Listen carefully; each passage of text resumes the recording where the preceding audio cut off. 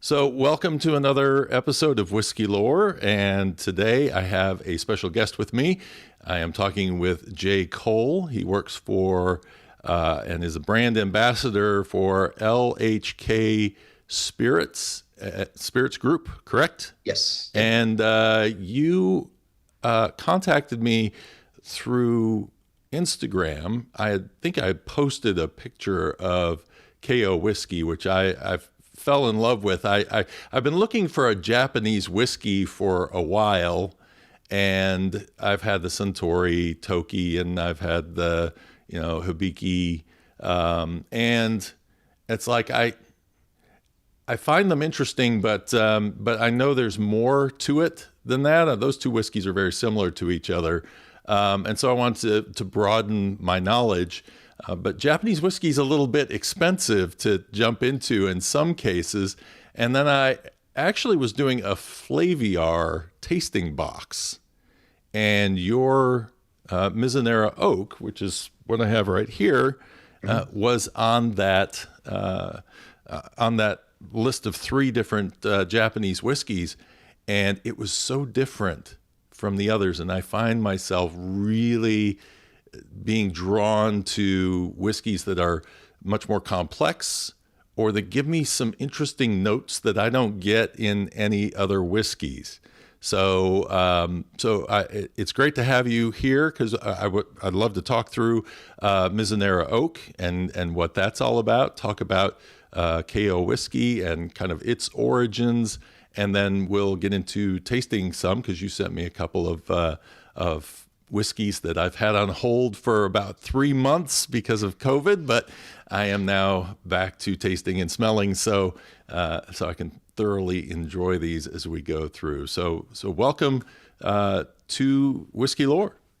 Excellent. Thank you so much, Drew. This is a pleasure to get to talk to you. And yeah, as you mentioned, we had traded some messages through Instagram. So just very much been looking forward to getting to chat with you about all these whiskeys and the brands, since that's what I get to work with day in and day out. I'm one of those luckier whiskey geeks that was able to kind of finagle my way into the industry through just being that geek, that crazy obsessed whiskey nerd. And then here we are now, so I get to do it as a career, which is I'm very lucky to do. Did you stair step through where did you start your whiskey journey? It's actually very I shouldn't, I don't know if I want to say it's ironic, but it's interesting in that when I was first starting to get into whiskey much more heavily and really kind of find my footing in it as a just appreciator and one going to events, I met my now boss, who is the master blender for Kaiyo and for other brands that I work with within LHK. But I met him at an event. I went to this event with a very good friend of mine who was mutual friends with my now boss, and we just got introduced to each other. And this was well over 10 years ago.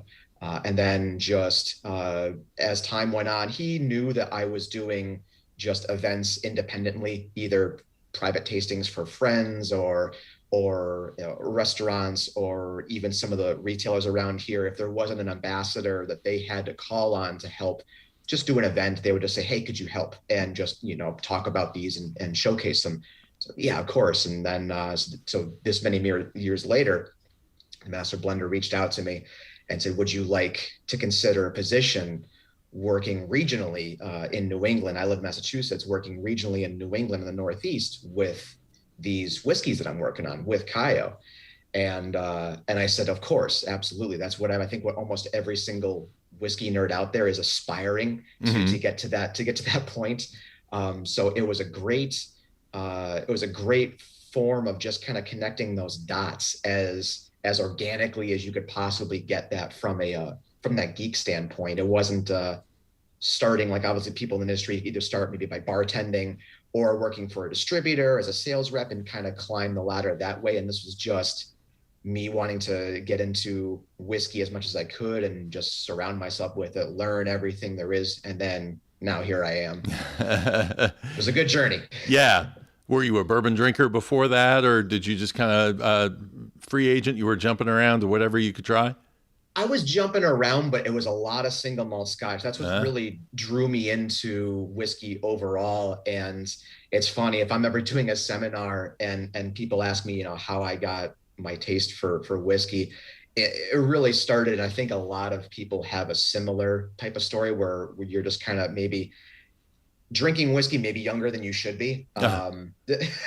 But I was with some friends, and I remember one of them having a bottle of Glenlivet 12, and we just thought that was living the higher life, because before that we were just used to drinking much more cheaper stuff, and it was just one of those things like, hey, I really enjoy the taste of this. There's no need to be shooting this.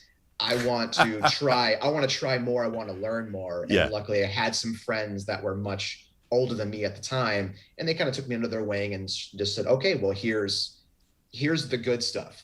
And then I went from Scotch to Irish, and then circling back, and then getting a better education on everything else that was being made here in the States, and then just on and on and on and on, and more events and more seminars, and being the person in the front row, always with a hand raised, wanting to know even more. So that was the kind of trajectory that led me to here. nice.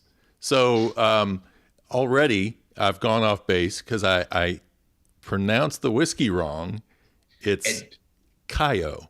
Kaiyo, and don't worry, you're definitely not the only one. I Yeah. spoke with many people, and it's just one of those things that it's we don't take any like anything by it, because it's still relatively new brand, and we're still getting out there, especially in the case of, you mentioned the other bigger names out there in the Japanese whiskey industry.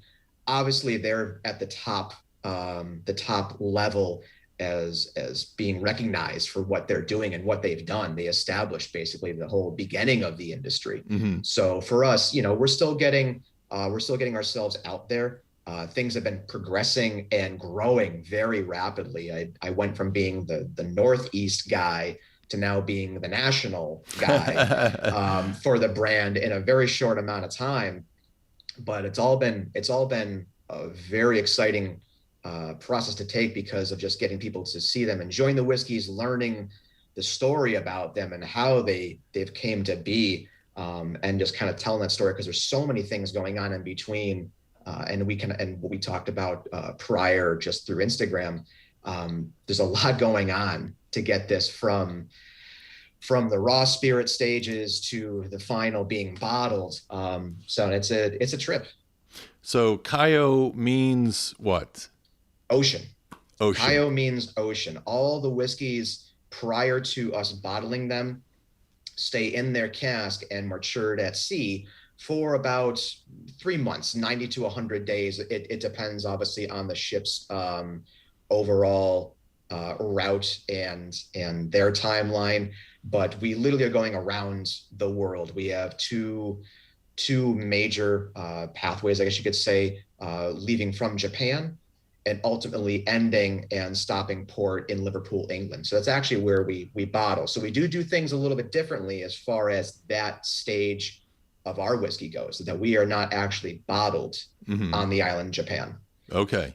And this brings about all those questions about Japanese whiskey rules, because we're very strict about what, bourbon is. We're not as strict about what an American single malt is. Canada's a little loose on what Canadian whiskey is. Just don't put the E in the name. Um, Scotland has their specific rules for a single malt. So where's Japan right now in terms of their rules? I know there's been talk about they need to get some rules, but has that transpired, or is it in motion at this point? There are definitely some things in motion at the very, I should say the very beginning of the year, but around early February. And I would guess you probably saw a lot of these same articles starting up to be shared around. And there has been people screaming for a very long time about a better definition and a better classification of what constitutes Japanese whiskey, because the category overall has been kind of like the Wild West, but it's been done, or the production, the philosophy of Japanese whiskey has been done really that way since its founding, since it really kicked off in those early 20s, when you had the gentleman that would found Nika and found Suntory, and obviously move forward with all those brands. The practice of introducing whiskey that maybe was produced outside of the country and then marrying and blending that in with Japanese made product, that was just part of the normal process. That was part of the philosophy. And obviously since then, in the more recent years, whiskey drinkers are becoming much more educated than they were, and they're wanting to dial in. They want to know what it is that they're drinking and how it's been made. Yeah. There's more of us geeks out there now that really want to, to have a deep dive into it. So because of that, there's been a number of proposed standards, and these standards have come through basically from a group of Japanese producers wanting to say, hey, this is collectively, we're getting together to want to say, this is how we define Japanese whiskey. And part of those proposals are that it is entirely made on the island, and there is no addition of any liquid coming from outside of the country, and that it's also being aged on the island for at least 3 years. Both of those parts, Kaiyo has been doing since the very beginning when we first started maturing our first liquid. We do things a little bit differently in the way that we don't have a physical distillery yet. We have the plans in place, but the launching of the brand and what we've been doing since the launch is laying down our own casks with raw spirit, with new make, that is produced for us in Japan, and it's completely 100% malted barley spirit. So it's made to our specifications, our standards, and we lay those casks down, most of which is all Mizunara oak, as you touched on, and getting into the Flaviar kit that you had received. So everything does touch Mizunara one way or another, just as all the whiskeys in our family receive the ocean maturation point. But to make a long production story short, everything starts as raw spirits. We lay down the casks, and then we mature everything on the island for at least 3 years. And then after that point, even though this hasn't been deemed a law yet, our blender, and I should make sure that I circle back around, his name is Jeffrey Karlovich. And if that name sounds more American than it does Japanese, it's because he is an American. He spent his whole entire career within the world spirits category, working with a lot of Scotch whiskey, working with actually consulting with a number of Japanese producers earlier on, years ago, before he had developed Kaiyo. He actually had a very interesting project, I think, at one point that I don't know if he still is doing this or any of the bottles still exist. This lost distillery concept of that there are Scotch distilleries that no longer exist, and he was blending whiskeys to match those, like a Glen Keith or some, a distillery like that it now exists again, and I think they are producing again, but they were gone for long periods of time. How much of that history do you know of what he was doing, and if those bottles are still out there that he created? I believe there are some still in the wild. After his time, he's no longer blending for the Lost Distillery Company. He has since just moved on to these other projects, but he was the one that really kicked that out into the open and worked with the first few expressions that were released under that brand, which were phenomenal. I was a very big fan, and that idea of using modern whiskey to create something that existed years and years ago that no one will ever have the chance to get their hands on again, of course, unless they have some very good connections and able to get a bottle auction or something that's kind of passed down through a family member or something like that. So it was just between his time with Lost Distillery. Prior to that, he also worked with Bunahab and Leipzig, consulting with Glenmorangie. He spent a lot of time in Scotland and just immersed himself in the Scotch whiskey industry. And with a lot of those ideals that are already established in Scotch, he brought to Kaiyo. Obviously, Japan, for anyone who's been following the Japanese whiskey rise in popularity, their roots are certainly grounded within Scotch. You see a lot of the first distilleries operating on a number of those same production principles, but there's a couple things that were done more and are still done, obviously, in the Scotch world that Jeff wanted to bring to the table. And one of those was also keeping all the whiskeys unchill filtered. So whereas a lot of Japanese producers do chill filter, and there's nothing wrong by them choosing to do that, it's just more of what has been, again, their philosophy. They bring everything into account, whether it be the flavor profiles to keep everything balanced or the aesthetics. It's a complete package for how they want their whiskey to be, and how they want their whiskey to be, just enjoyed and interpreted. Well, and one of those things is the non-chill filter. But Jeff saw that there is a little bit more depth to be had and a difference in character. So he wanted to make sure that the whiskey that he's been working with, because he saw this potential to get to work with these Japanese philosophies on creating whiskey, and he saw that they're way far back before the rise has taken place. So we had casks being laid down a long, long time ago to get ready for the initial Kaiyo launch. And it just really grew from there. His goal was to just make the best whiskey that he could. And he saw that in using the Japanese philosophies and the Japanese ingredients, being the Mizunara oak as one of the prime foundations and platforms to push that whiskey forward. Yeah, Mizunara oak, does it just grow in Japan?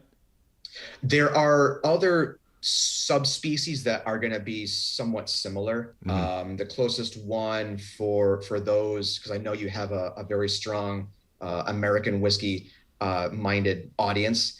The closest one that would be for the area for us here in the States would be Gariana, that Westland has used for a number of their releases. But it's a very, very alternative wood in the sense that it's very hard to work with. It's very difficult to cooper a cask. The wood itself is very soft in character, which makes it very porous and very prone to leakage. And on top of that, it's very expensive. So you couple these things together, it's one of the reasons why you don't see many brands that are doing full-term maturations. There's certainly been a bit of a rise in popularity of Mizunara finished whiskeys. Right. But for us right now, we've been the only whiskey producers to go and release full-term Mizunara matured whiskeys, just because that it's not a small undertaking. There's a significant expense and investment into it. And just to know that the return of the whiskey that you're going to get from that cask at the end when you're going to get ready to bottle is going to be lower on top of just general evaporation.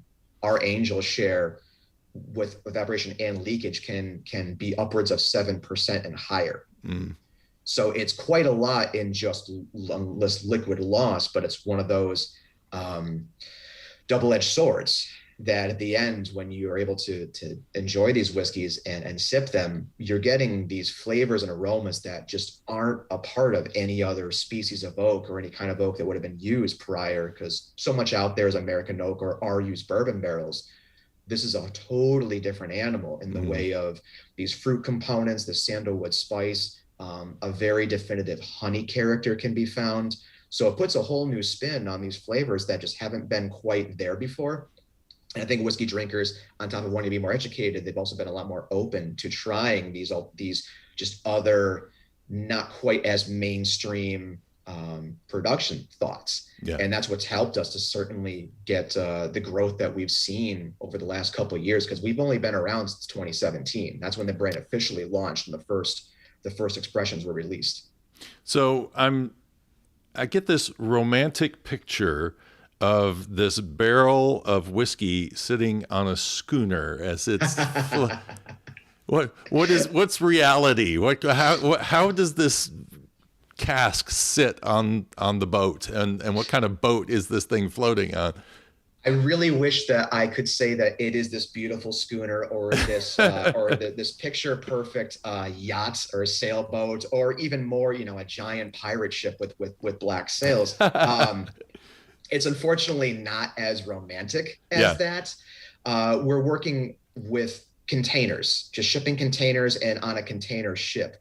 Now we have strategic places on that container ship and how these barrels are going to be laid out Mm-hmm. and just strapped in for the ride, so to speak. Yeah, because But the if you put it into a metal container, then it kind of inhibits the salt sea air from being able to get to the cask. correct, and that so these are not fully sealed. Okay. They are not fully sealed to the elements, and obviously most of the containers would be. So there's a lot of things that come into play in securing those casks Mm-hmm. so that they're not just rolling around in there, because obviously that's a very big possibility of one either leaking or cracking open, which I'm pretty sure may or may have not happened along some of these journeys, but it's the price to pay for maturing whiskey this way and putting this added step into the production process. But they're all these casks are loaded into a container. They are secured. The container is left on the top deck of the ship because obviously we want to be having that interaction with the air, that as you said, but also the temperature changes because we're going from a number of different climates all around the world. We're leaving from Osaka, Japan, after at least that 3-year point with our whiskeys. The first round of whiskeys were actually much more older as far as their time spent on Japan.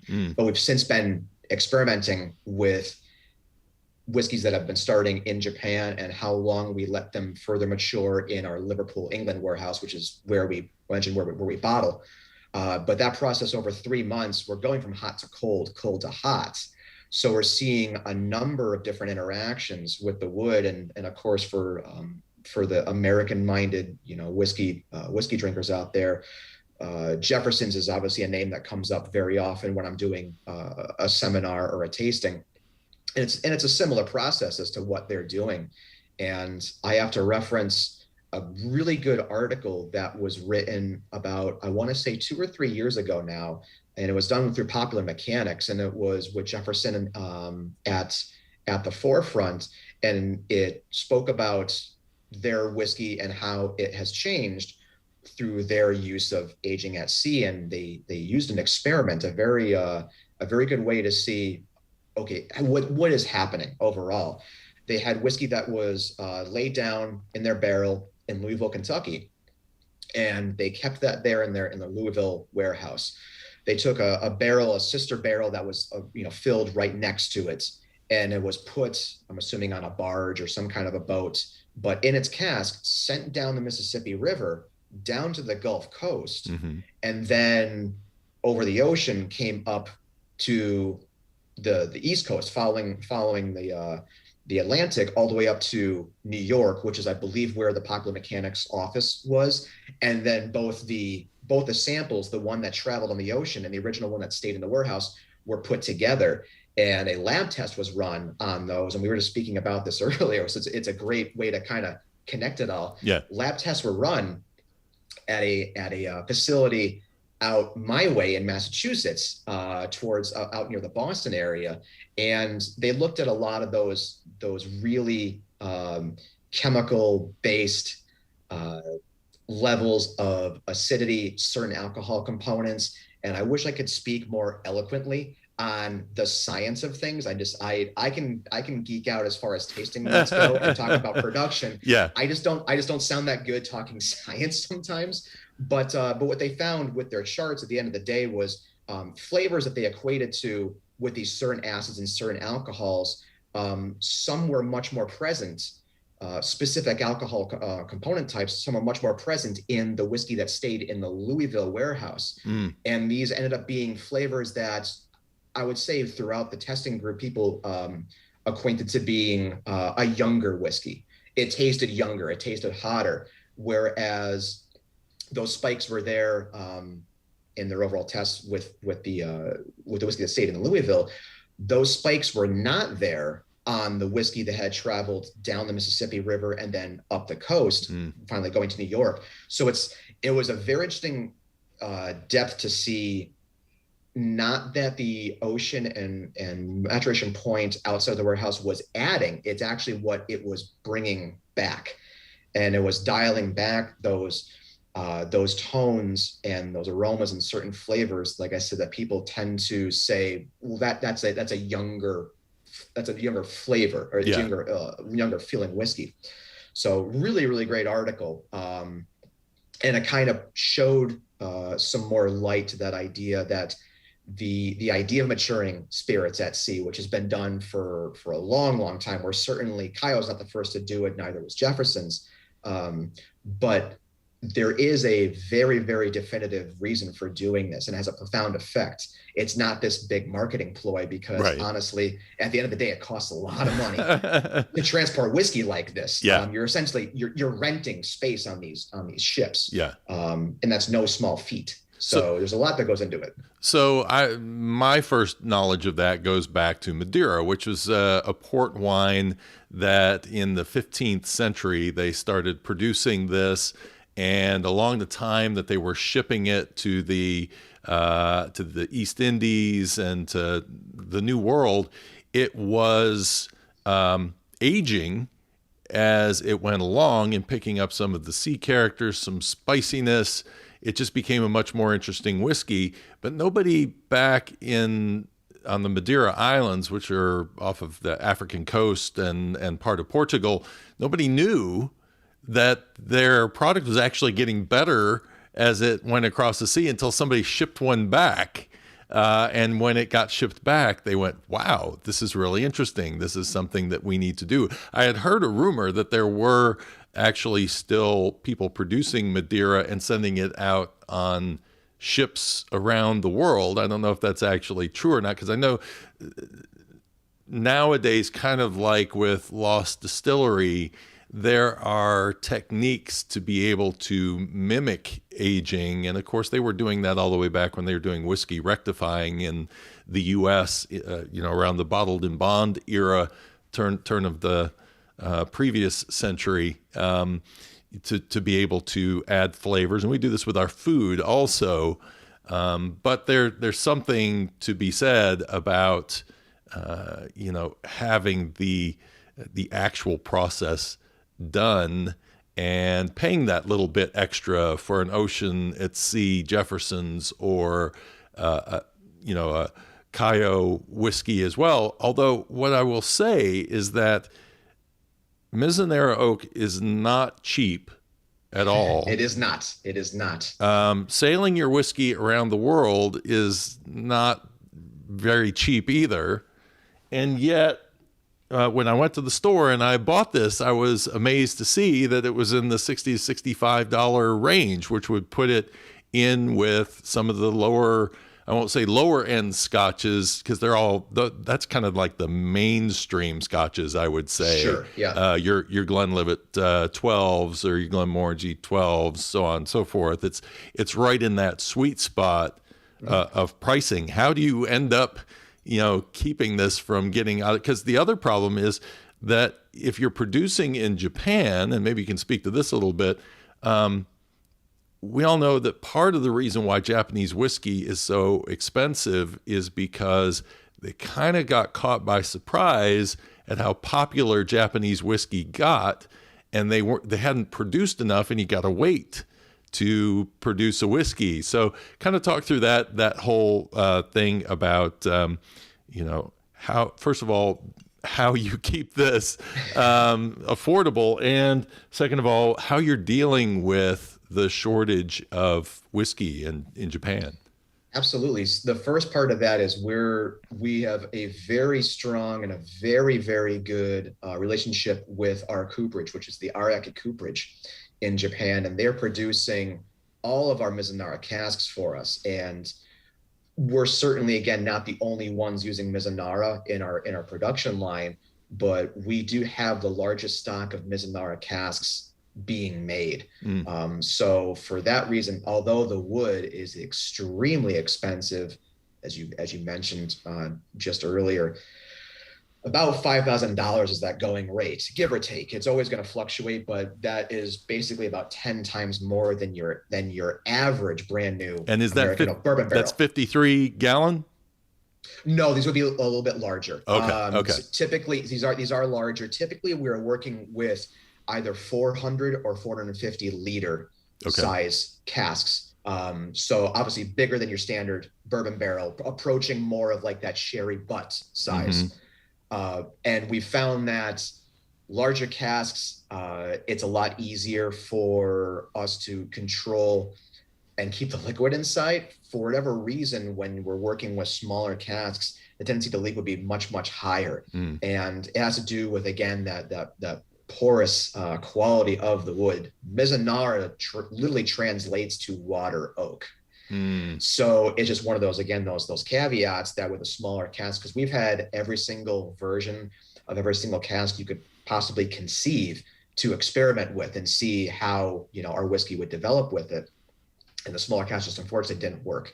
So the sweet spot is most certainly these 400 and 450 liter casks. But we have this relationship with the Araki Cooperage, and they're making these casks for us.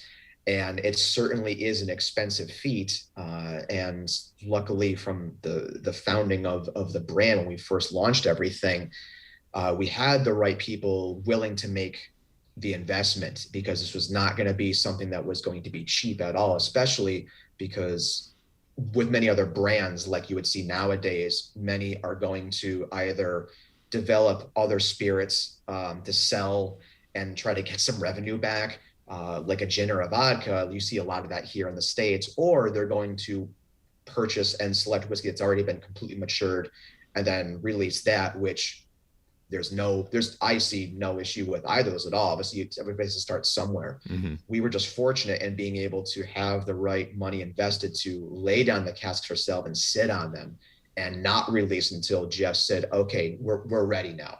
Because he is a very passionate person when it comes to the whiskey that he's making, and he does not cut any corners. And if he says it's not ready, Mm-hmm. or something's not fulfilling to his standards, then it's not going to see the light of day.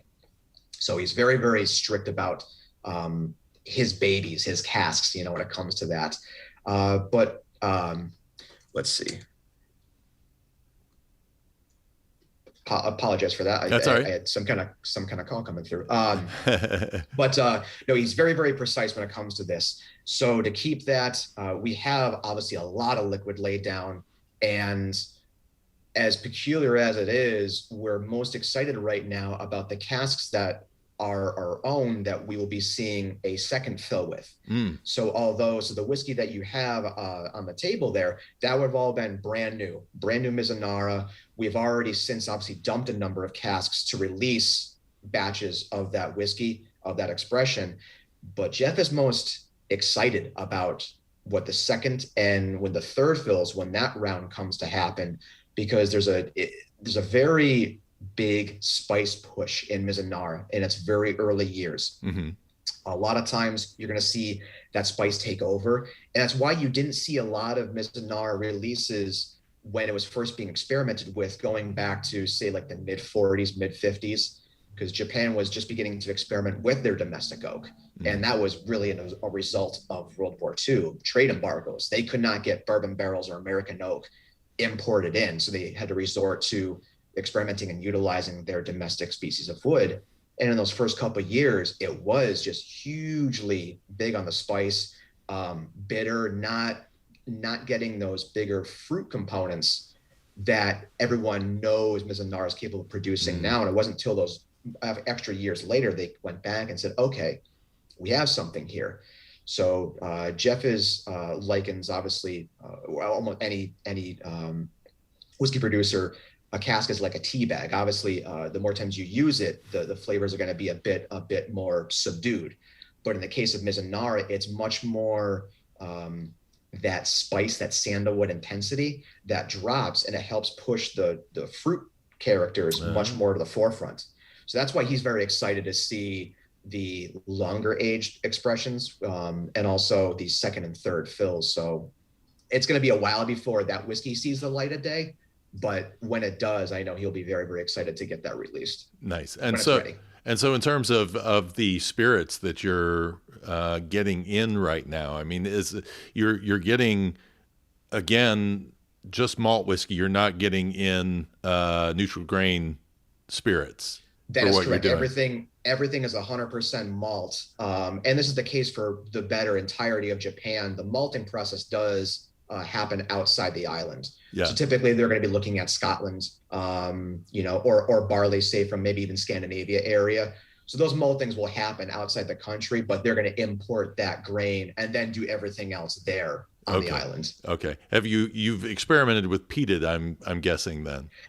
Absolutely. We've had a couple expressions, and we will hopefully be debuting and releasing a very special edition version of a peated whiskey early on this year. And just because we don't have official dates in mind for that, yeah, one of the reasons being COVID has laid waste to international shipping logistics as a complete nightmare. Yeah. And I'm sure you've seen this with many other brands as well. But we have some very exciting things in the works. One of them being a peated expression, but we've released two others, and they were utilizing peat both coming from Orkney, Scotland, and another edition that utilized peat coming from Islay. So they both took their characteristics, obviously depending on where the peat was coming from. Orkney having that heather honey style, more of a Highland Park character, right? Islay being much more of the coastal, having a bit of salinity, medicinal, and that salt. Yeah. Yes. Yeah.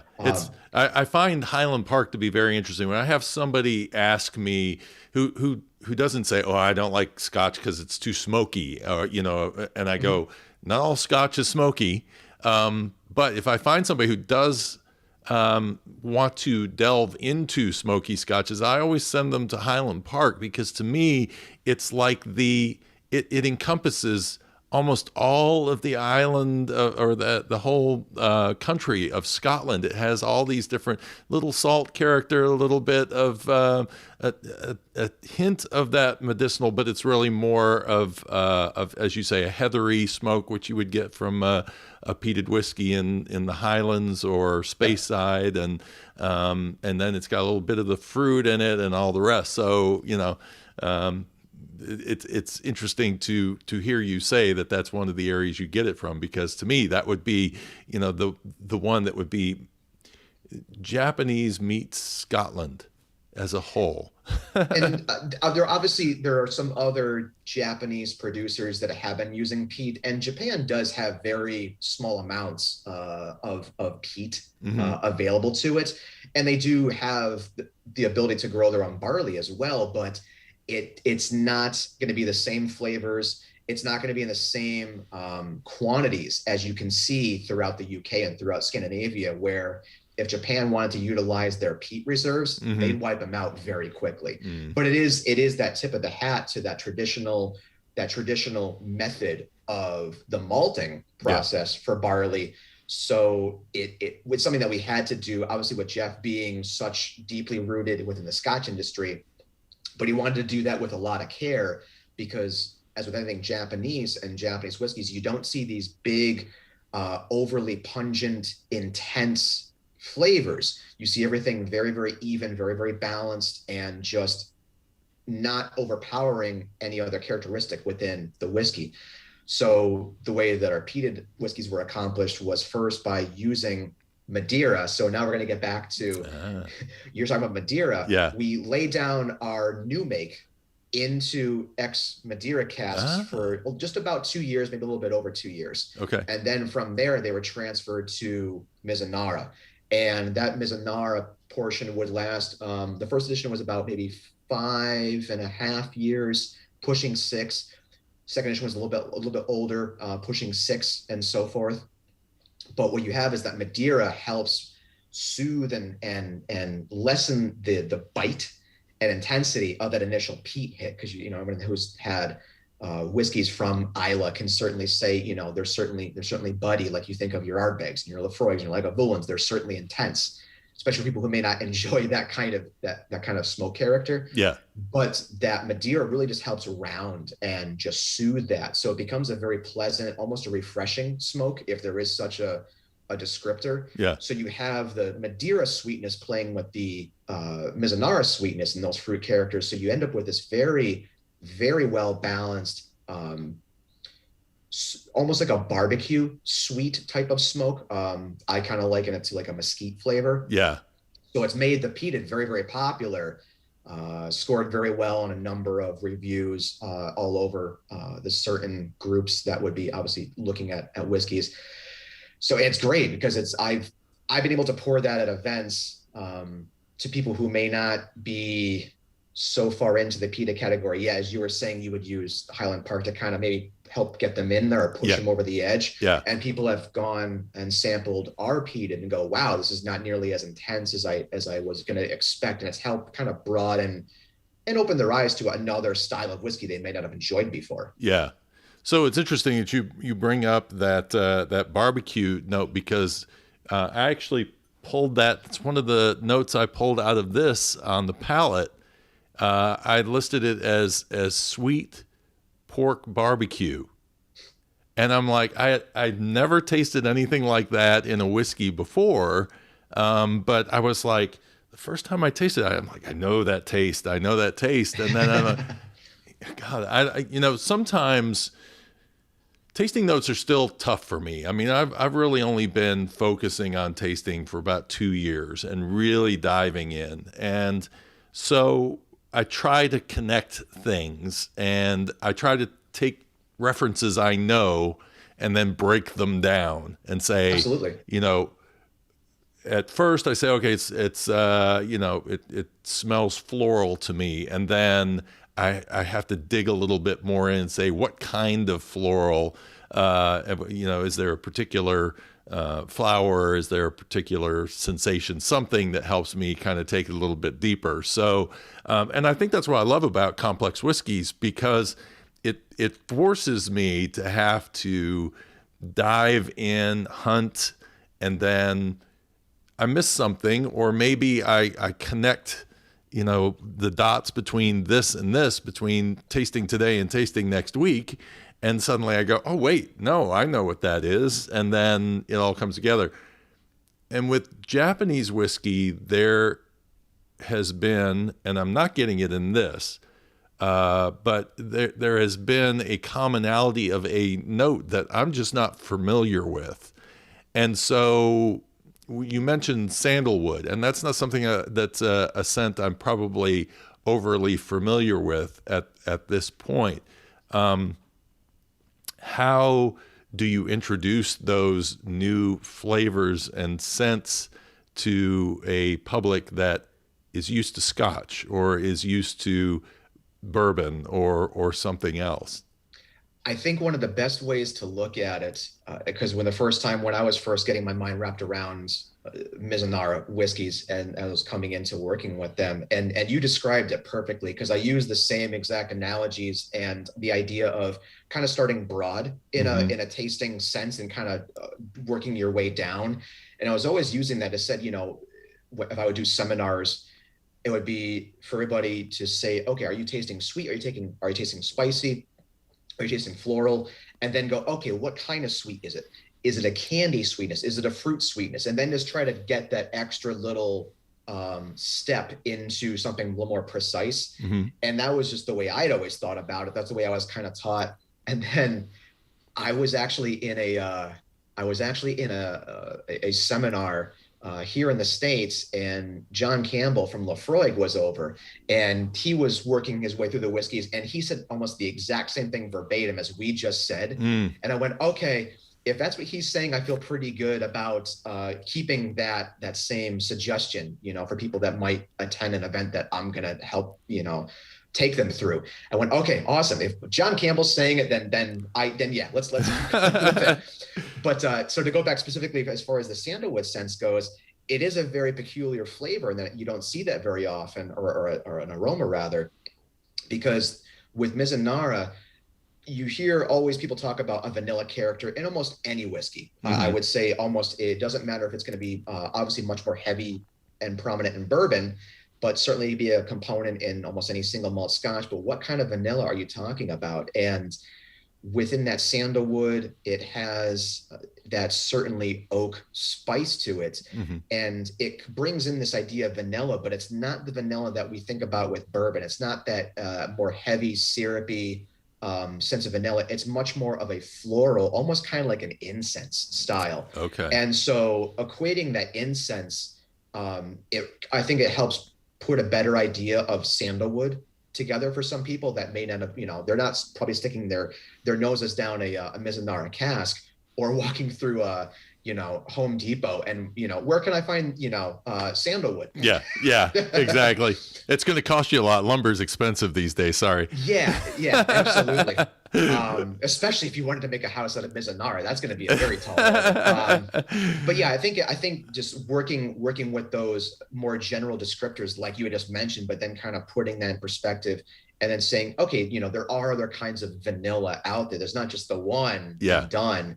And it does help put a picture together, especially when there's been a number of people who have written some great books and descriptors of Mizunara, and they talk about this is the smell of Japan. It's the smell of the temples that you see. So it really puts together this mind's eye, and it introduces that idea of a terroir scenario where something is very, very definitive Japan.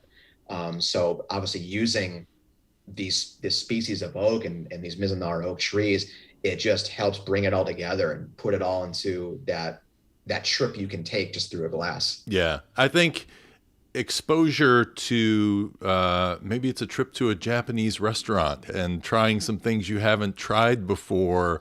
A good example would be that a friend of mine introduced me to Lapsang's Susong tea, which is a black tea that comes from Japan, China, and it's a smoky tea. It's a black smoky tea and has a very distinct flavor to it. And when I first tasted this whiskey, I said black tea.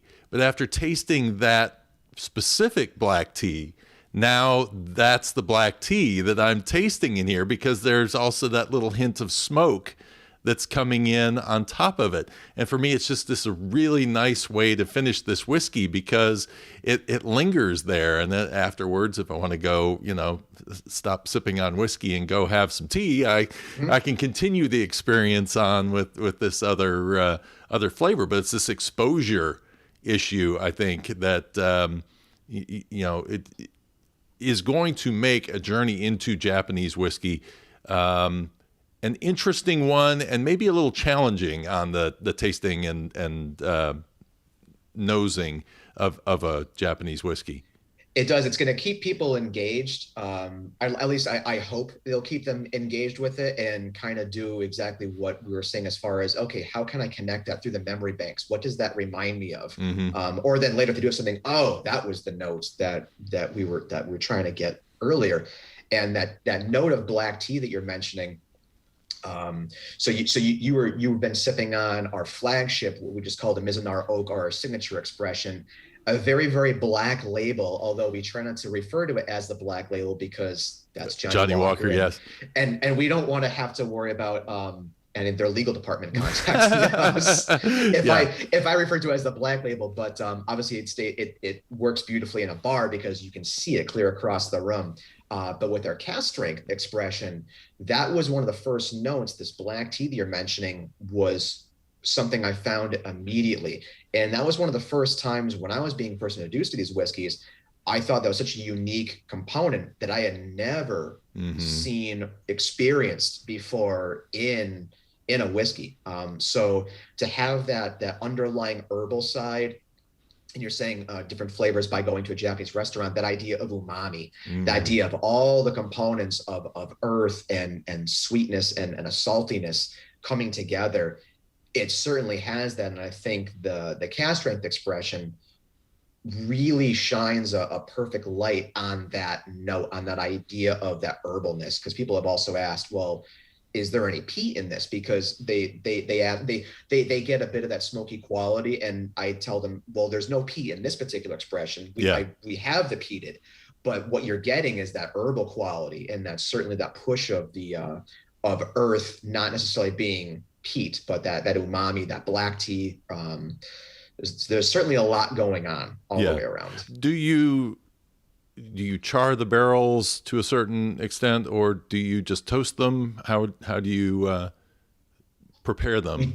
We do char. We actually, with our cooperage for Ariake, what they do is quite different than I think what most people who have either been to a cooperage or have seen in videos, especially here in the United States, where we have everything down to an exact science with our numbering system and how long each cask is going to be fired and to what intensity.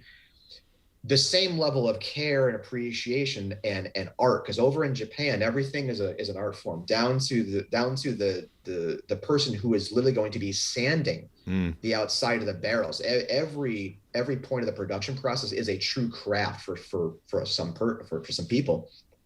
But when these casks are being fired, they are rolled out on their side. They are stood upright over a pilot fire, and basically picture like a almost kind of like a tire ring, like you would think you would see like at a campground, to cook your steaks over. Yeah. Basically, that's a setup, and that pilot fire is set. It's fed, obviously, just giant flames, but everything is just done by a watchful eye. And the cooper is going, you know what? That's enough. That's good. Okay. So there is variance in these casks. Some are very deeply charred, others are not. But that was what lends to the fun parts for Jeff and when he's marrying these casks together, because of course his job as a master blender is to be going through and deciding and deciphering how to incorporate which cask to keep the flavor profiles consistent that he wants for each of the expressions, or which casks he believes should be used to marry together to create the signature, because that one is at 43%. So obviously we are proofing that down. Yeah. Or those casks that are meant to be kept at cask strength and put together for a cask strength expression, or the casks that he says are just very special and then are put aside for our single barrel program, which was just launched at the beginning of the year, that you have some samples for. So it's all that. It is all that process and that mad scientist's degree of love, and you have to work on a whole other different level to do that and to keep that going, because certainly there's palate fatigue involved. You're tasting and nosing whiskey all day. Your senses are certainly going to be hit by that, and he is a master of his domain when it comes to keeping these whiskeys going and knowing I need some of these barrels for this and I need some of these barrels for that. So this is the single cask 1402, 46 ABV, and so it's basically, as you're saying, it's still a first fill barrel. Yes. It is a this is from a single cask versus this, which is a married blend of whiskeys. Correct. And this would be just a little bit, maybe slightly older, with our signature, with that black label. Right now on the shelf, you'd be seeing whiskey that is about, say, 8 years old, maybe 8.5, but it is all full term Mizunara. Whereas the single barrel that you have, that would be more along like 9, almost maybe 9.5. So a bit more time. And I think with those two whiskeys back to back, you might just in the overall mouthfeel, there might be a richer character that you're finding, just a bit more of a depth and creaminess. And obviously that's to do with maybe a little bit higher of the ABV as well, only talking 3%, but it certainly can showcase with just those little intricate differences where they may lie. Yeah. These whiskeys are really interesting because it's a lot of whiskeys I will judge as soon as they hit my palate. And that's where usually I find the pleasure in a whiskey. A pleasant finish is a nice bonus. But on these, I tend to almost look forward to the finish because so many other things seem to be going on in your mouth as you're sitting there contemplating the whiskey after you've tasted it. Absolutely. I think these whiskeys develop very nicely, just as you would think about decanter for a wine, to let it kind of breathe. It's only been over the last, say, year to 6 months where I've spent a lot more time noticing, just for whatever bottle I may go buy for myself and purchase for my my private selection, how much difference the first pour out of the neck can be to actually letting a little bit of air into that bottle, or just letting that glass sit for a while and just kind of let it breathe a little bit, just like you would a wine. And I've been spending much more time trying to pick up those differences and seeing that there's a lot of whiskey out there that does react that way. And it's kind of something that I never considered too much before. Obviously, if something was very drastically different, you could pick it up. But to kind of take that extra little bit of time and pour, maybe have a nose and go back, let it sit for 20, 30 minutes, and then go back and start tasting it. It's been a lot of fun to see where those differences begin to happen with Yeah. certain whiskeys. And some do, some don't maybe as much, but that's been my latest in keeping myself on that geek level. Yeah. Yeah. So again, this one ends up being very subtle because I pick up, I get what you're saying about the vanilla, that it doesn't hit you like, vanilla flavoring. It definitely has a much more kind of a floral kind of a experience to it, and so it's lighter. You kind of have to look for it Yes. when you taste it. There's fruit in there, but it's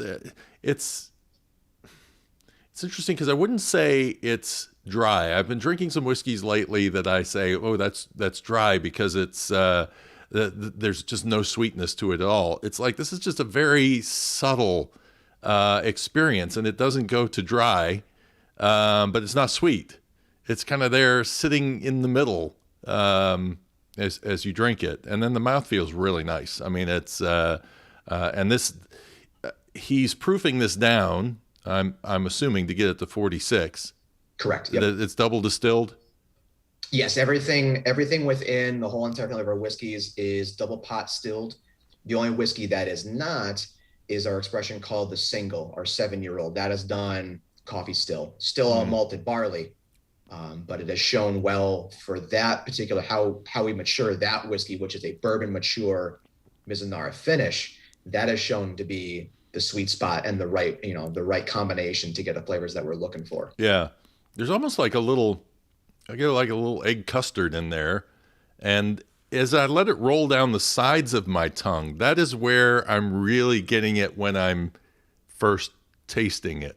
And the first time I sipped this one, actually, I wasn't getting the black tea, but the second sip of it, now that black tea is starting to show up on, but it's subtle. It's not as expressive probably as it is here. It really lingers on that one. And that's the fun of a single cask. I mean, Oh yeah. it is going to be a different experience. I mean, I've tasted this. Nobody can probably go out and buy this exact cask. Maybe there's a bottle out there somewhere, but If you happen to be up in Massachusetts, there might be a bottle or two left, but yeah, those particular ones, and the program was all around the country, so there are certainly other single barrels of Kaiyo out there. But yeah, as far as that exact one goes, and I can even tell you that personally, 1402 just happened to be a very special cask for Jeff, and when these are being released, he wanted to make sure that some bottles of that particular cask were set aside. So okay. Nice. So he took a very big liking and personally favored 1402. Yeah. Very nice. Okay, and then this is the single cask 3537. This is cask strength, 56% ABV. So expecting a little bit more of a aggressive nose and taste on this probably, but Yep.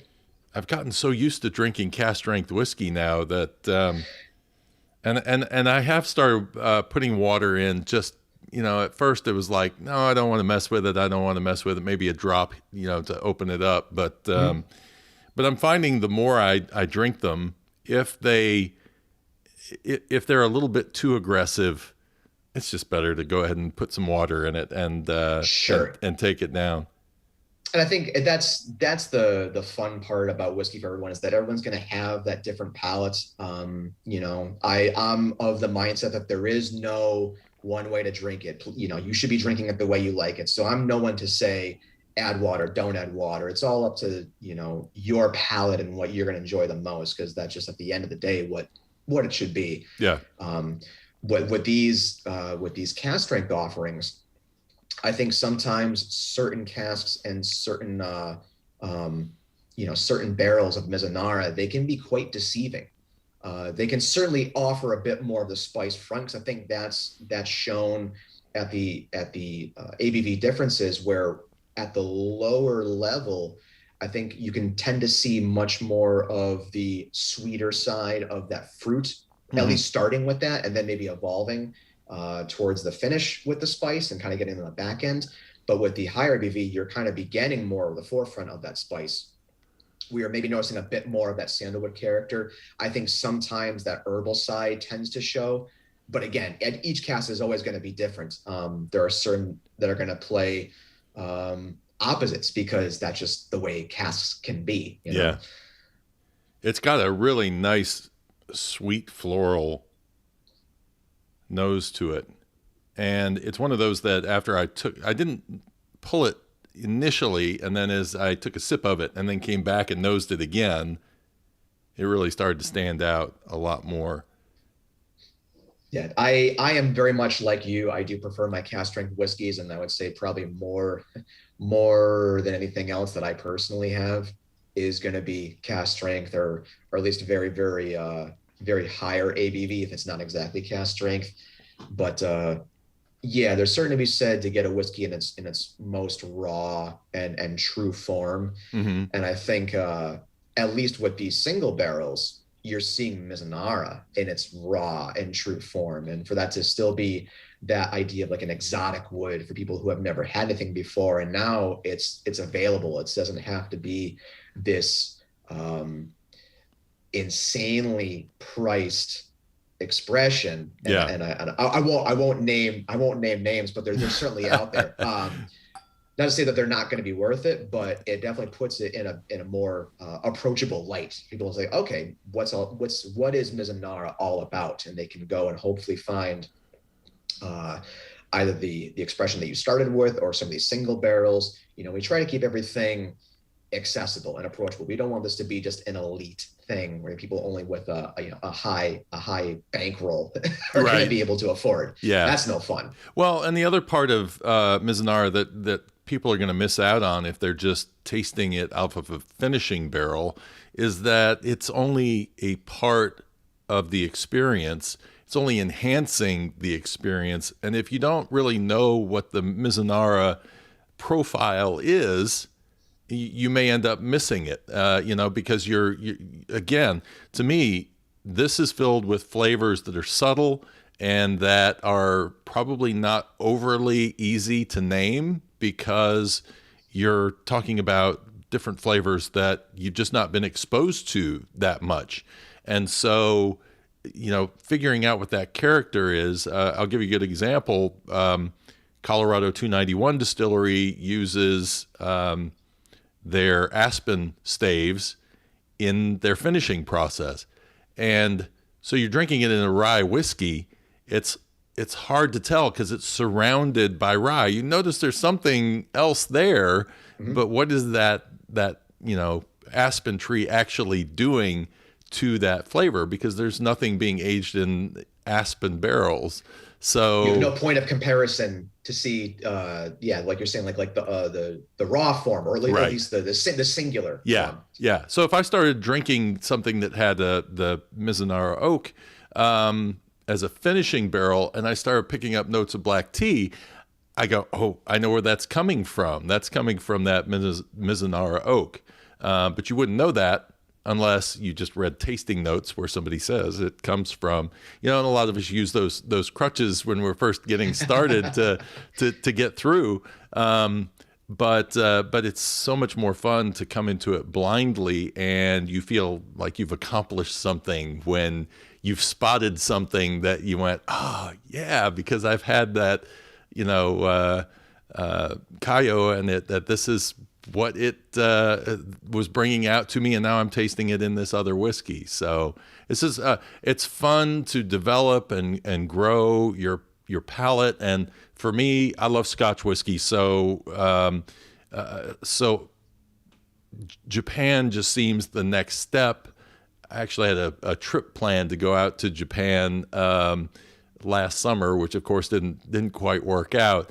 But I feel like once I'm there and I'm going to the different distilleries and I'm being exposed to all of these different tastes, that Japanese whiskey will more, click in my head. But there's too many people, I think, that think, well, all Japanese whiskey is the same, all Scotch whiskey is the same, all bourbon is the same, depending on where you're coming from. And it's fun to see that you guys are taking a different approach to it, and that you are creating a flavor profile here, which fits in with Japan. It's, I guess you could say, and everybody's using terroir as a term these days. It has elements of that's going to give you the character of Japan, but you're doing it in your own way. You're creating something very interesting to expand people's appreciation of whiskey. Definitely, and I think in a very interesting way to circle back and bring it all together. That is very much a just overall Japanese philosophy. It's an idea and a mindset for them, and what they've done so well with so many things, whether it be beverage or food. Pick the industry you want, but they are going to find the best qualities about something and then do their best to put their I'm not gonna say spin on it, but they're gonna refine it. Mm-hmm. And they're going to just take the best parts and put it back together again. And then that by itself ends up becoming Japanese. Mm. So it's a very wild world, especially, like I said, coming back to, no one would maybe think right off the bat that you have an American at the helm of these whiskeys, but he very much embodies everything that Japan has. And like I say, he just wanted to make the best whiskey that he could. And this is the result of that. It ended up taking this route, working with whiskey out of Japan and Japanese wood. And then here we are. That's Kaiyo. So I left little bits of this for myself for later, because I joke that I do tasting videos, and after I do the tasting video, I hit off, and then I come over and I take a sip, and I'm like, wow, all these flavors that I couldn't get when I was under the pressure of the camera to be able to pull all of this out.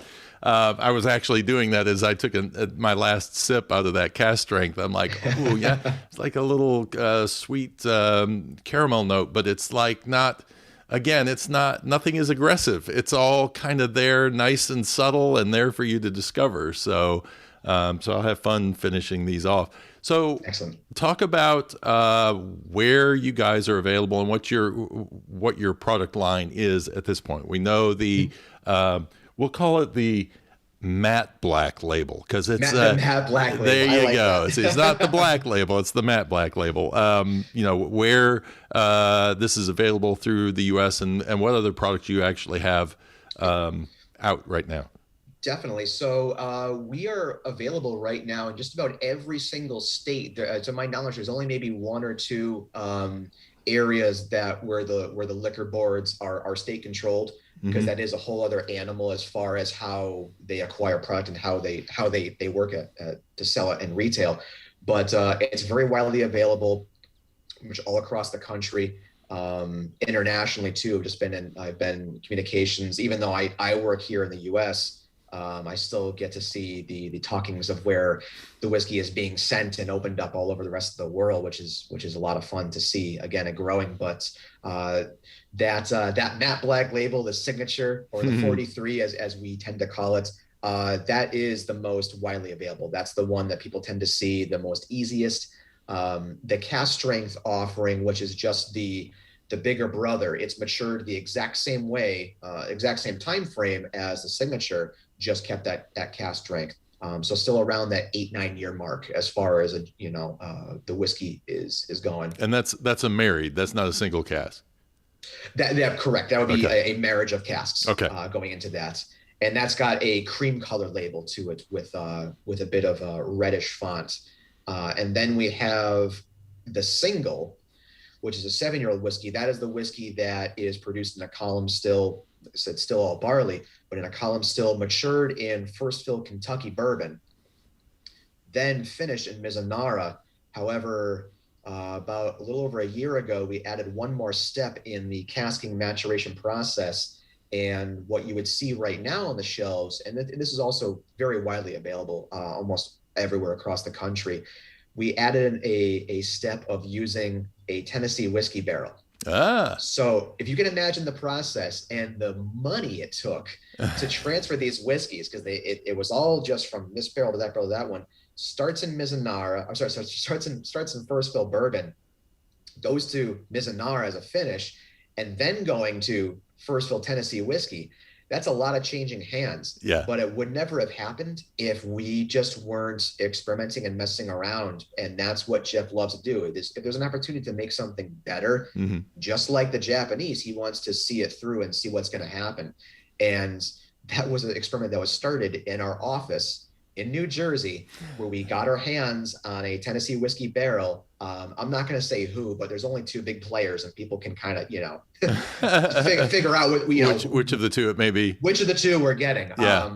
But we literally took a product that was already bottled, our single 7-year-old as it was, and just dumped it in the barrel. And we sat on it and just kind of let it see what was going to happen. And what happened was all the flavors and notes that were there, they stayed, but they just became even bigger. And that Tennessee whiskey just made even more this cream note, and it pushed the vanillins and the fruit and the coconut, obviously the vanillins that you would consider at the forefront of American oak. It just pushed everything that much more, like a black or a white pepper spice. It's a great whiskey for mixing cocktails, just because we bottled that at 48%. So it's this beautiful, clean, fresh, bright whiskey. It's awesome for the summer months and can hold a backbone too if you want to make a whiskey sour or an old fashioned or do a highball, because obviously, people are, as they've been home, they're getting much more open to the idea of mixing cocktails themselves. So you don't lose the nuances of the whiskey. So it's an amazing whiskey on its own as a sipper. Great to be mixed with too. So I should say, and that's actually the least expensive. It's the most expensive for us to produce because it changes casks so many times, but it's the least expensive in the family. So hopefully for those out there where they have the whiskey available to them, be right around the $50 range. Okay. So especially for someone with an American whiskey minded palate, it's a great step into seeing what the Japanese character of whiskey is like. And then I mentioned we have our peated. That was a special edition run that we've had a couple of, and then we also had our sherry for the drinkers out there who love their Speyside Sherry Bomb single malt scotches. That is definitely a bottle. There's still a few out there in the wild, but that was a very, very small limited production run. We did 2 editions. The first edition only yielded about 500 cases worldwide.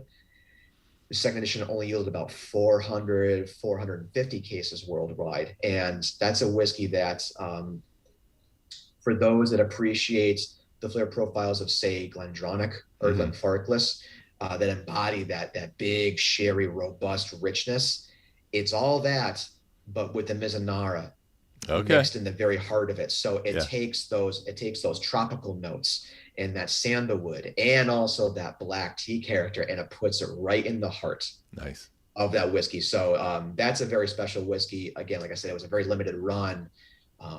And Jeff was very, very proud of that when that whiskey first came to be, so much that he was considering it to be, out of all the whiskeys he's ever worked with and created and had a hand in, that has been his crowning achievement as he thought it to be, as far as that he was able to create this. So much that it's whiskey that he put extra aside so that when his daughters are older and when they get married, that's the whiskey he wants to celebrate with. So for the master the master blender to say this is wedding day whiskey, that speaks pretty volumes of what's in the bottle. So if you have the opportunity, my guess is that we'll probably see that experiment come up again down the road.